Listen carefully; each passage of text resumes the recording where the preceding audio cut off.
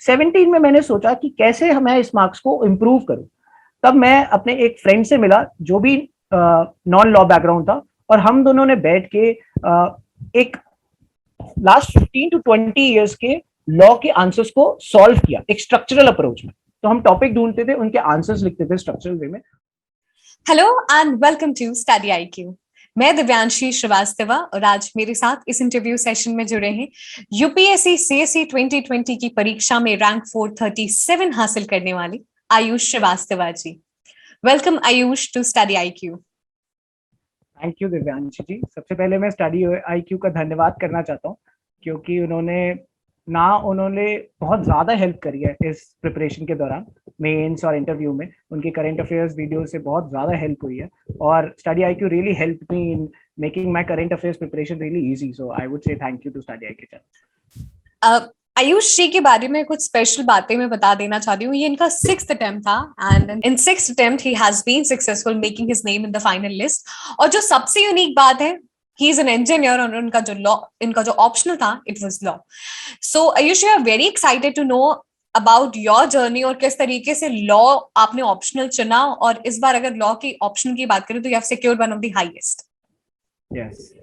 तो मैं शुरुआत पहले इसी से करना चाहूंगी कि जर्नी कैसे शुरू हुई, क्योंकि आपने थोड़ा सा लेट शुरुआत की, इंजीनियरिंग की, उसके बाद थोड़ा आपने जॉब किया, उसके बाद आपने सिविल सर्विसेज का मन बनाया। तो जर्नी बहुत लेट स्टार्ट हुई जब मैं इन्फोसिस में काम करता था। इन्फोसिस में मैं 2 साल पहले ही काम कर चुका था, और मैं कोई बहुत ज्यादा इंटेलिजेंट स्टूडेंट नहीं रहा हूँ। I have been a very average student throughout school life और कॉलेज लाइफ।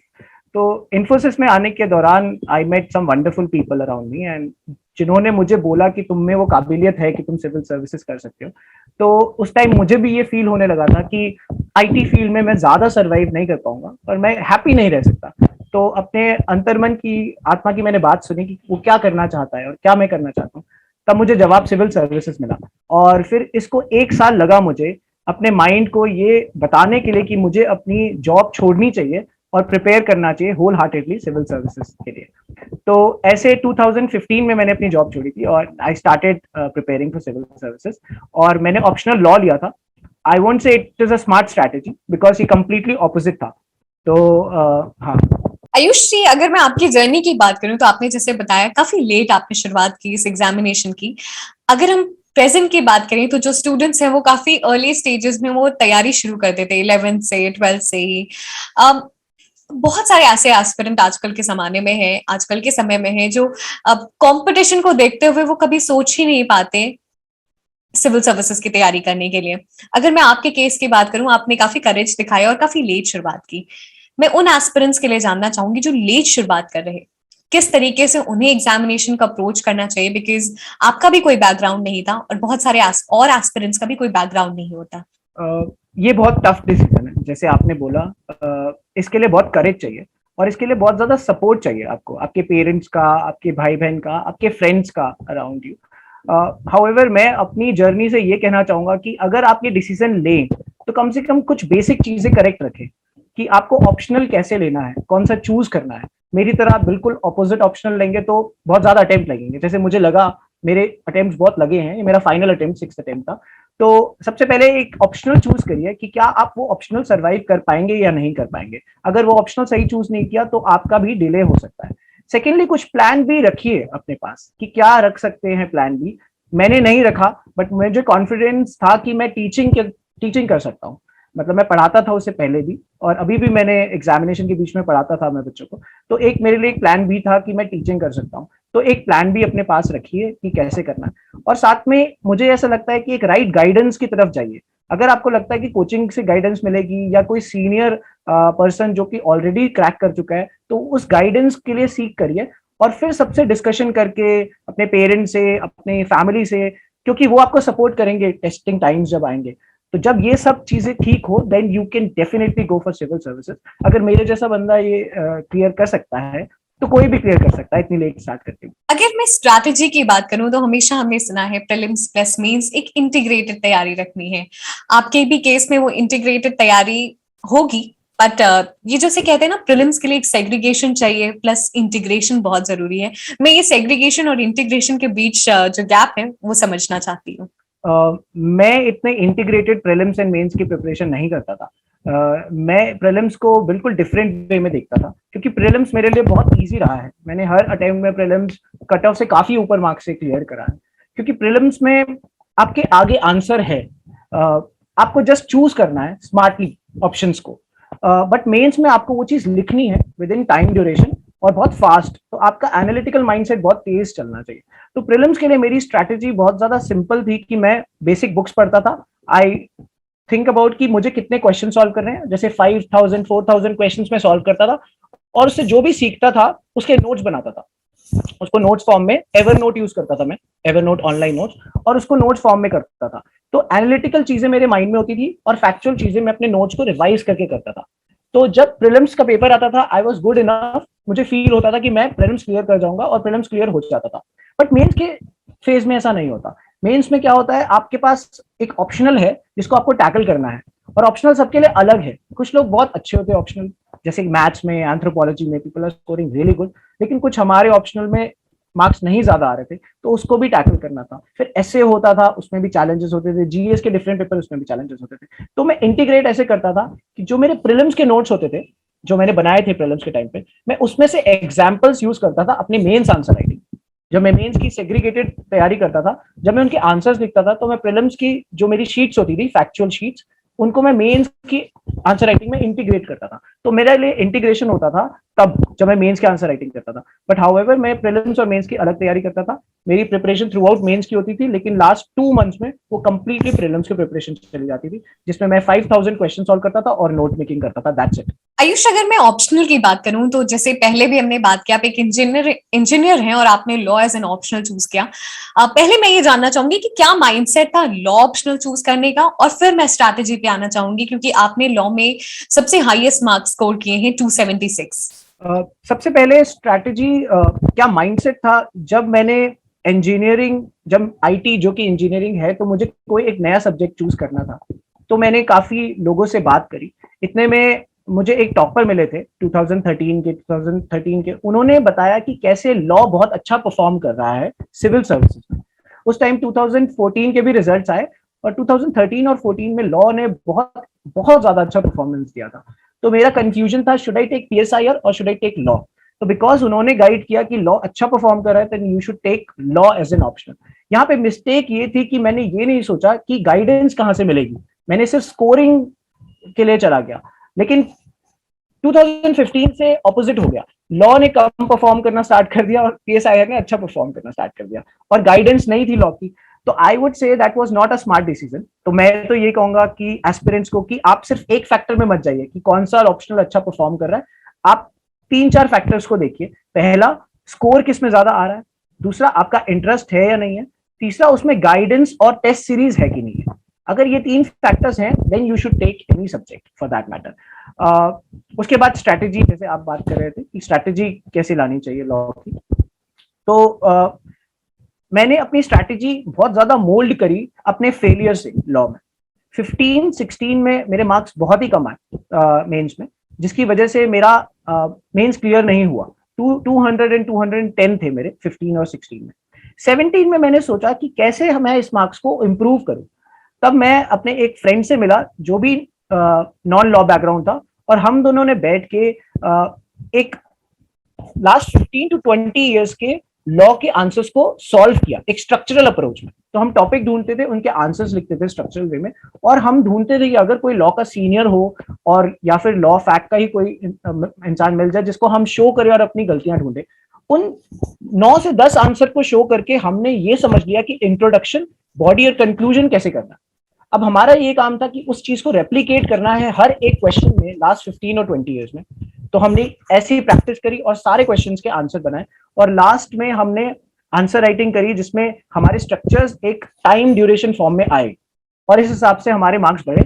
आई गॉट 282 इन 2017, 293 इन 2018। तो ये कॉन्फिडेंस आ गया था कि नाउ मैं एक टॉप पे आ गया हूँ, और इस साल मेरे हाईएस्ट ही आए हैं 276 इन लॉ ऑप्शन। बहुत ही अच्छे से बताया कि how much important it is to refer past year question papers. और हम हमेशा बात करते हैं इंट्रोडक्शन, बॉडी, कंक्लूजन की स्ट्रक्चर, लेकिन उसको स्ट्रक्चर एक्चुअली कैसे करना है वो आपने बताया।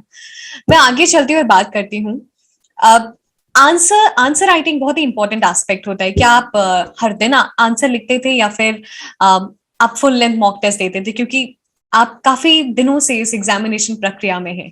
तो ये आपका बहुत अच्छा क्वेश्चन है। यहाँ पे मैं कुछ चीजें बताना चाहूंगा एस्पिरेंट्स को। प्रीवियसली मैं क्या करता था, मैं हर दिन आंसर लिखने की कोशिश करता था एक दो, और हम फुल लेंथ टेस्ट से थोड़ा डरते हैं कि कैसे होगा, हम परफॉर्म कर पाएंगे या नहीं कर पाएंगे, और हम डायरेक्टली जाके एग्जामिनेशन में, मेंस में फुल लेंथ टेस्ट लिखते हैं। और हो सकता है हम एक दो फुल लेंथ टेस्ट लिखें और सोचे बस that is enough for us. But इस साल मैंने एक बहुत बड़ा चेंज करा कि मैंने not only I did 2 to 3 answers every day. I wrote after prelims, I wrote 3 to 4 answers every day. But I timely used to write full length tests also. Like मैं वीक में एक full length test लिखता था। और मैंने exam से पहले, mains के एग्जाम से पहले 2 ड्रेस रिहर्सल करी थी। GS 1 2 3 4 उसको एनालाइज किया, और फिर अगले वीक अगेन GS 1 2 3 4 और उसको एनालाइज किया। तो जब आप इतने एग्जाम लिख देते हैं तो आप में कॉन्फिडेंस आ जाता है कि अब जो मेरा थर्ड फेज आ रहा है, जो हमारी थर्ड लेयर आ रही है, वो डायरेक्ट यूपीएससी में लिखेंगे हम GS 1 2 3 4। उस 2 सेट ऑफ एग्जाम को लिखने से मुझे बहुत ज्यादा इंप्रूवमेंट अपने में फील हुई थी। सबसे बड़ी इंप्रूवमेंट ये थी कि बहुत सर्दियां थी जब हमने मेंस लिखा था, तो जनवरी में एग्जाम हुए थे, तो हमें बहुत ठंड लग रही थी, तो लगता था क्या हमारे हाथ चलेंगे, can we write those big big test. तो जब मैं जाता था एग्जामिनेशन सेंटर में, तो मैं अपने पुराने पेपर्स को देखता था जो मैंने जस्ट वीक पहले लिखे हैं, और मैं उसको देखता था वो मेरे कितने अच्छे लिखे हुए हैं और मुझे बहुत अच्छा फील हो रहा है। तो उससे मेरा माइंडसेट डेवलप हो जाता था कि now in examination hall I can replicate the same thing. और इसमें मैं एक चीज बताना चाहूंगा, यहाँ पे मैं स्टडी आईक्यू के चैनल को भी धन्यवाद करूंगा कि मैंने स्टडी आईक्यू की वीडियोस देखी बहुत ज्यादा, और उससे एग्जाम्पल निकालता था और उसको अपने वैल्यू एडिशन यूज करता था अपने आंसर्स में। जो मैं 2 से 3 से 4 आंसर एवरी डे लिखता था, उसके मैं नोट्स बनाता था और उन एग्जाम्पल्स को यूज करता था। तो मेरे आंसर में वैल्यू एडिशन भी होती जा रही थी, जो रेप्लीकेट होती थी ड्रेस रिहर्सल में जब मैंने करी एंड में। तो एक बहुत ही स्ट्रक्चर्ड वे में मैंने फॉलो की थी अपनी आंसर राइटिंग। अगर मैं सिलेबस की बात करूं तो syllabus is a guiding light in the examination. जो भी टॉपिक्स रहते हैं कि अगर आप सिलेबस से बाहर के क्वेश्चंस नहीं आते हैं, एक्चुअली सिलेबस के टॉपिक्स को अभी प्रेजेंट के कॉन्टेक्स्ट में कैसे रिलेट करना है, न्यूज़पेपर से कैसे रिलेट करना है? ये तो बहुत आसान हो जाता है कि यूपीएससी ने एक चीज अच्छी करी है कि मेंस के सिलेबस को बहुत ही डिटेल वे में समझाया है। अगर आप देखें कि उन्होंने सब चीजें लिखी हैं कि GS2 में कॉन्स्टिट्यूशनल बॉडीज होगी, लोकल सेल्फ गवर्नमेंट होगा, इंटरनेशनल रिलेशन में बताया है, बायलेटरल रिलेशनशिप, मल्टीलेटरल रिलेशनशिप। तो हमें न्यूज़पेपर से ही समझ आ जाता है कि क्या हमारे लिए इंपॉर्टेंट है या नहीं। जैसे इंडिया यूएस रिलेशनशिप चल रहे हैं, अभी honourable prime minister mister Modi गए भी थे यूएस विजिट पे, तो उससे पता चल गया ये टॉपिक हमारे लिए बहुत इंपॉर्टेंट है, हमें इसके नोट्स बना लेने चाहिए। और एक सबसे इंपॉर्टेंट गाइडिंग लाइट ये है कि हम पास्ट ईयर क्वेश्चन पेपर्स को देखें और उससे लिंक करें कि सिलेबस से कैसे यूपीएससी लिंक करके क्वेश्चन पूछ रहा है। जब हम ये एक इंटरलिंकेज समझ जाएंगे, उससे हमारी जो नोट मेकिंग और आंसर राइटिंग स्टाइल है या अंडरस्टैंडिंग ऑफ एग्जामिनेशन वो भी इंप्रूव करेगी। तो हमें न्यूज़पेपर को देखना है, उसे अपने सिलेबस से लिंक करना है, उसके नोट्स बनाने हैं और आंसर राइटिंग उन्हीं पे करनी है। ये अगर हम करेंगे तो काफी इंप्रूवमेंट होगी। एग्जामिनेशन में एक जो और बहुत इंपॉर्टेंट चीज है वो रिवीजन। आप किस तरीके से रिवीजन करते थे? क्या रिवीजन स्ट्रैटेजी आपकी थी? रिवीजन स्ट्रैटेजी डिफरेंट थी मेरे ऑप्शनल की और मेरे जीएस की। ऑप्शनल में बहुत थॉरो रिवीजन चाहिए होती थी, तो ऑप्शनल के लिए मैं मेक श्योर करता था कि मैं हर वीकेंड के एंड में 2 से 4 घंटे निकालूं और ऑप्शनल 1 और 2 के पेपर में जो मेरे नोट्स हैं उनको जल्दी से देखते हुए जाऊं। जीएस के लिए मैंने इतनी रिवीजन नहीं करी थी क्योंकि रेगुलर आंसर राइटिंग हम लिखते जा रहे थे 3 से 4, तो एक रिवीजन होती रहती थी। जैसे हम 2 आंसर लिख रहे हैं तो हम पुराने आंसर्स को देख लेते थे एक बार, तो वो एक रिवीजन हो जाता था। लेकिन मैंने जो सबसे बड़ी चीज करी जो काफी हेल्प करेगा एस्पिरेंट्स को, स्पेशली अपने ऑप्शनल में, ये करिए कि जो भी आपने आंसर राइटिंग कर ली, फुल लेंथ टेस्ट लिख लिए हैं या फिर आपने जो भी नोट्स बनाए हैं, आप मेक श्योर करिए एक 2 पत्ती सी नोटबुक लीजिए और अपने नोट्स को उसमें बहुत ही समराइज्ड फॉर्म में लिख लीजिए। जैसे law paper 1, law paper 2, similarly anthropology 1, anthropology 2, उन छोटी सी नोटबुक में लिखिए सो दैट वो आप 2 घंटे में रिवाइज कर सके। क्योंकि आप जब एग्जामिनेशन देने जाएंगे तो आपको सुबह वो टाइम मिलेगा 2 घंटे का, तो वो जल्दी से नोटबुक छोटी सी समराइज फॉर्म में देख लें। जैसे मैं केसेस, आर्टिकल्स लिख के स्ट्रक्चर बना के रख लेता था उनमें। सिमिलरली आपका पेपर 1 के बाद जो पेपर 2 आएगा उसमें भी वो छोटी सी नोटबुक को आप देखिए जल्दी से। आपको कर्सरी लुक रखना है और आपको वो इतना हेल्प करेगा कि आप क्वेश्चन देखते ही वही सब चीजें लिख देंगे, क्योंकि इतनी सारी फैक्चुअल डिटेल्स होते हैं हमारे लॉ में या फिर सभी ऑप्शन में कि आपको वो कंटेंट लिखना ही पड़ेगा अच्छे मार्क्स लाने के लिए। तो अपने रिवीजन को समराइज करिए और छोटी नोटबुक में, और उसको एंड में बना लीजिए। आगे बढ़ते हैं आयुष, और you've been guiding students over the past years. Interview में किस तरीके से अपने आप को प्रेजेंट करना है, क्योंकि इंटरव्यू बहुत ही अनप्रिडिक्टेबल राउंड है और इसमें it can be also a deciding factor. I don't know I'm good enough to answer this question because I did not score really well in this year interview. And तो interview में मुझे ऐसे लगता है कि 3-4 फैक्टर्स बहुत important होते हैं। एक तो आपको बैलेंस्ड अप्रोच रखनी है अपने आंसर राइटिंग में, अपने जवाब में, जो आप जवाब देंगे इंटरव्यूज को, उसमें बैलेंस्ड अप्रोच रखनी है, ज़्यादा डाइवर्स नहीं जाना किसी भी इशू पे जवाब देते हुए। दूसरा, आपको ये मेक श्योर करना है कि जो क्वेश्चन पूछा जा रहा है उसी का आंसर दीजिए, क्योंकि उनके पास बहुत कम टाइम होता है आपकी जवाब सुनने का, और उन्होंने अपने माइंडसेट बना रखा होता है हर पैनल 5 से 6 मिनट देगा अपने क्वेश्चंस को, तो जितने ज्यादा से ज्यादा क्वेश्चन वो पूछेंगे उतना आपके लिए बेटर है।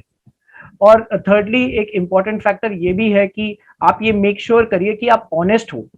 अगर कहीं पे भी आपकी ऑनेस्टी या इंटीग्रिटी पे क्वेश्चन आ गया कि आपने एक चीज बोल दी यहाँ पे और दूसरी चीज ऑपोजिट बोल दी, तो वो सबसे ज्यादा आपके लिए गलत होगा और आपको मार्क्स बहुत कम मिलेंगे। तो ये सब चीजें ध्यान रखनी। कई बार ऐसा होता है कि आपसे कुछ सिचुएशनल क्वेश्चन पूछे जाते हैं, आप जो आंसर देते हैं शायद बोर्ड का पर्सपेक्टिव अलग रहता है। इस टाइप के डेडलॉक के केस में एक एस्पिरेंट को किस तरीके से रिएक्ट करना चाहिए, क्योंकि वो एक शायद कभी कभी वो एक एंजाइटी हो जाती है कि if board is not responding very well to the answer. I think ये एक सिचुएशन आएगी कि बोर्ड आपको एक ऐसे रिएक्शन देगा कि वो बोर्ड आपके आंसर से खुश नहीं है, तो उस जगह पे आपको ज्यादा रिएक्ट नहीं करना चाहिए। Sometimes board themselves try to say something wrong, और वो देखते हैं क्या स्टूडेंट इसको पिन पॉइंट कर रहा है या नहीं कर रहा। लेकिन एक चीज मैं ध्यान देना चाहूंगा, अगर बोर्ड आपको आपकी गलतियां बता रहा है, उसे आपको एक्सेप्ट करके उनको थैंक यू बोल देना चाहिए, जिससे उनको ये रियलाइज हो कि the candidate is honest enough to understand and accept his mistake. तो अगर बोर्ड ने बोला कि मेरे हिसाब से ये आंसर है, तो और आपको लगता है आप कंफ्यूज्ड हैं, तो आप बोल दीजिए थैंक यू सर मुझे ये बताने के लिए। इससे बोर्ड को एक अच्छा फीडबैक आपके बारे में आएगा। Ayush, we have discussed about all the 3 stages of the examination. अब हम एंड पे आ रहे हैं और मैं आपसे चाहती हूँ कि कुछ फाइनल टिप्स, सजेशंस आप देना चाहिए, स्पेशली उन एस्पिरेंट्स को जो शायद 6 अटेम्प्ट में जाते जाते से भी डरते हैं। तो 6 अटेम्प्ट तक जाना और सरवाइव करना एक बहुत बड़ा चैलेंज है। मेरे केस में मैं ये बोलूंगा कि सबसे पहले आपके साथ ये होना चाहिए कि why factor, why you wanted to prepare for UPSC, अगर वो बहुत स्ट्रांग रहेगा तो आप मेरे ख्याल से सरवाइव कर सकते हैं 6 साल। तो मेरे हिसाब से वो मेरे अंदर बहुत स्ट्रांग था कि क्यों मुझे सिविल सर्विसेज में आना है। दूसरी चीज, मैं एक सपोर्ट सिस्टम को बोलूंगा जो बहुत इंपॉर्टेंट है हर कैंडिडेट और एस्पिरेंट के लिए।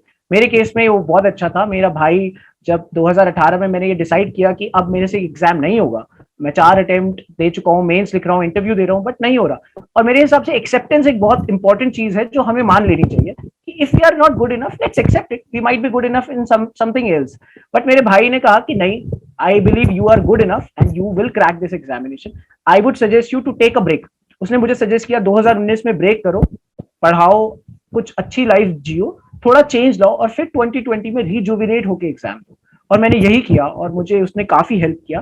2020 में I could able to see my name in the list. तो मुझे ये अच्छा लगा कि मेरा भाई जिसने मुझे बहुत हेल्प करी, ऐसे एक सपोर्ट सिस्टम हर एक घर, हर एक एस्पिरेंट को होना चाहिए, चाहे वो पार्टनर हो, फैमिली हो, चाहे वो फ्रेंड्स हो। अगर ऐसा सपोर्ट सिस्टम मिल गया तो 6 अटेम्प्ट सर्वाइव करना और सक्सेसफुल होना पॉसिबल है।